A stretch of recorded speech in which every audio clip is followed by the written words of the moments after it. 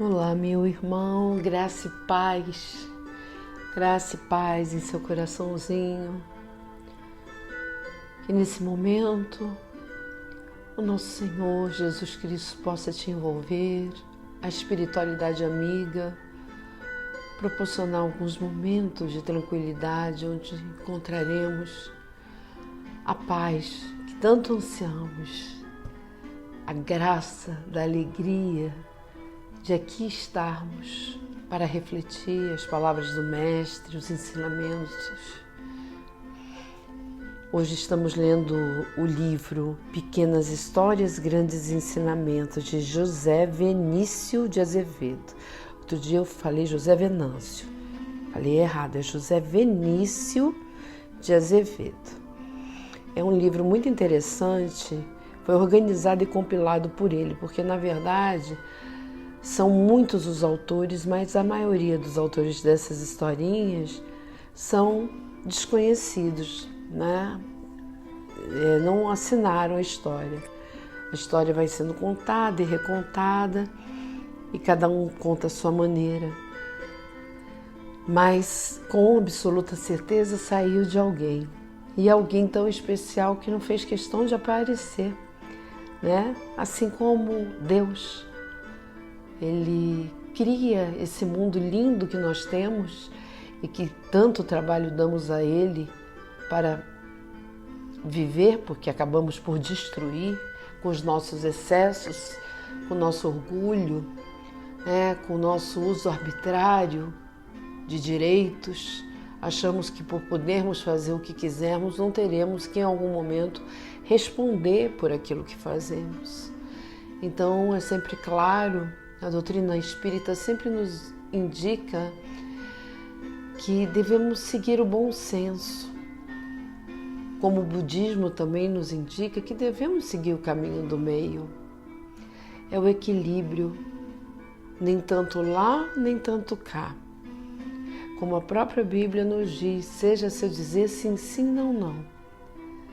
Porque há momentos que se nós ficarmos muito sem uma posição, e normalmente são momentos que nós cedemos muito e esquecemos que em tudo na vida precisamos de regras para o bom convívio, porque trabalharmos em conjunto, por mais difícil que seja pelas nossas diferenças de personalidades, a diferença de gerações, mas é uma forma de nós estarmos trabalhando dia após dia, um pouquinho de renúncia, um pouquinho de delicadeza, um pouquinho de gentileza, 2 passos à frente, 1 para trás, é silenciar, é falar, é ser firme quando tem que ser, mas é não ficar guardando e remoendo mágoas, porque senão será sempre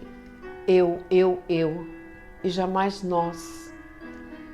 E não foi isso que o nosso mestre nos ensinou, ele nos ensinou a nos amarmos com muito carinho, com muito respeito, amarmos a Deus, nosso Pai, e amarmos o próximo da mesma maneira que nós amamos a nós. Mas quantas vezes a gente se descuida, não é? Ficamos tanto tempo remoendo dores e dissabores, e isso somatiza no nosso corpo muitas doenças ou muitos infortúnios.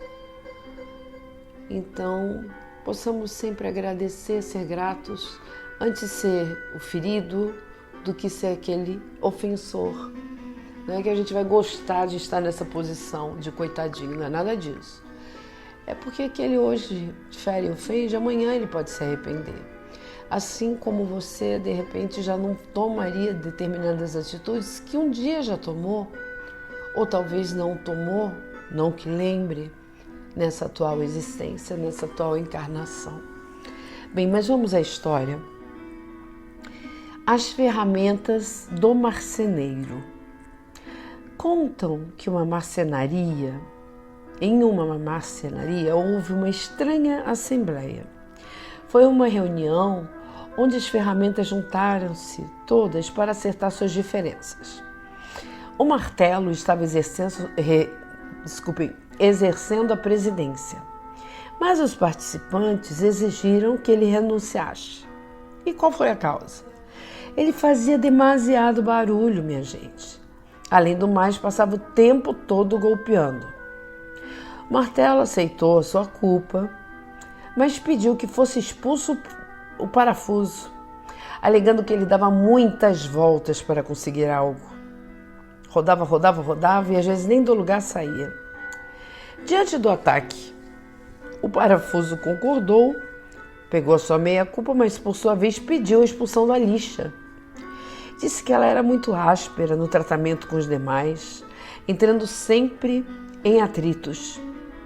A lixa acatou, com a condição de que expulsassem o metro, que sempre media os outros segundo a sua medida, como se fosse o único, perfeito.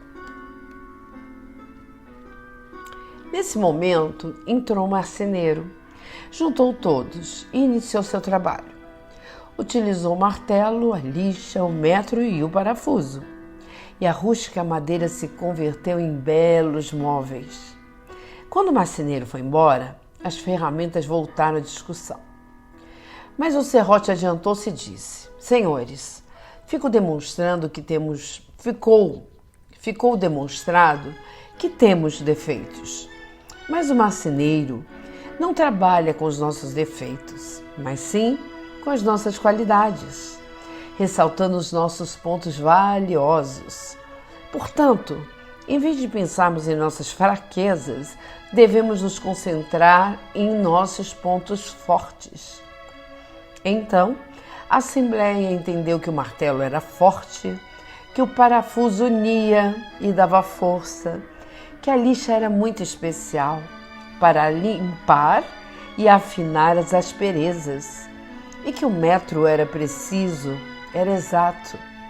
Sentiram-se como uma equipe, muito capaz de produzir com qualidade, e uma grande alegria tomou conta de todos pela oportunidade de trabalho juntos.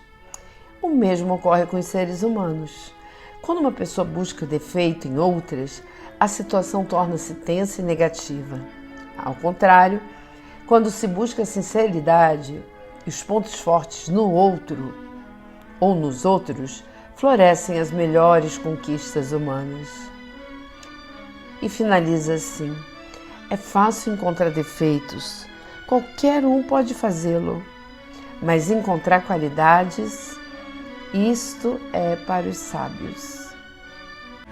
Então, meu irmão, vamos pensar em olhar para o irmão, para aquele que conosco trabalha ou convive, com um pouquinho mais de tolerância. Você já experimentou? Quando você se olha no espelho e pensa numa atitude que tomou, fica tão mais leve quando a gente bota um pouco de humor. Olha, até rimou. Pense nisso.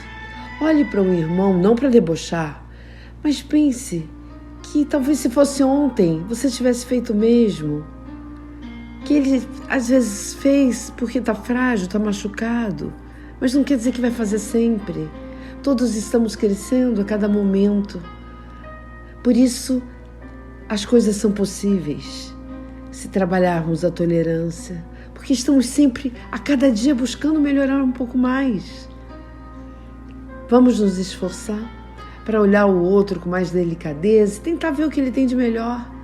E quem sabe assim, como no metro, seremos medidos com a mesma candura que estaremos medindo o irmão e colaborando para o planeta não ficar tão pesado como já está. Então, cada vez que nós oramos, não é só a nossa casa que entra o amor, mas a redondeza toda, os vizinhos, as crianças, os velhinhos, até os bichinhos são beneficiados.